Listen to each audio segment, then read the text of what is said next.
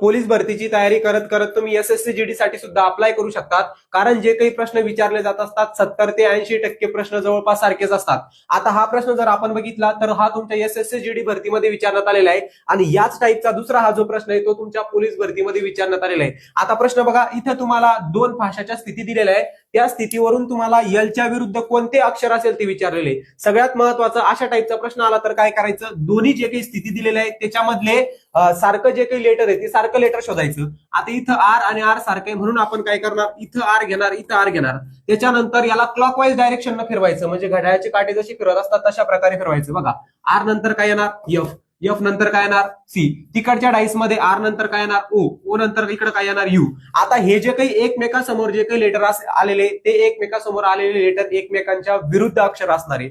आता तुम्हाला काय विचारलेलं आहे, तर यलच्या विरुद्ध अक्षर कोणते, मग यल हा अक्षर इथं नाही म्हणून यलच्या विरुद्ध जे काही अक्षर असणार आहे ते कोणतं असणार आहे, आर असणार आहे. बाकीचे जर विचारलं असतं तर बाकीच्या लेटरच्या विरुद्ध सुद्धा तुम्हाला अक्षर त्या ठिकाणी काढता आलं असतं. आता अशाच टाईपचा जो प्रश्न पोलीस भरतीला विचारण्यात आलेला आहे तो प्रश्न तुम्हाला सोडवायचा आहे. आणि जे मुलं एसएससी जीडीची परीक्षेची तयारी करत असेल त्यांच्यासाठी आपल्या महाराष्ट्र अकॅडमी ऍप्लिकेशन वरती मराठी माध्यम मधून बॅच उपलब्ध आहे. या बॅच मध्ये तुम्हाला जी काही टीम शिकवायला असणार आहे ती वेगवेगळ्या पदांवरती निवड झालेली टीम तुम्हाला शिकवायला असणार आहे. सगळ्यात महत्वाचं म्हणजे एसएससीच्या पॅटर्न नुसार बेसिक टू ऍडव्हान्स ही तुम्हाला बॅच असणार आहे. फक्त 200 रुपये फीस मध्ये ही सगळी बॅच तुम्हाला त्या ठिकाणी भेटणार आहे.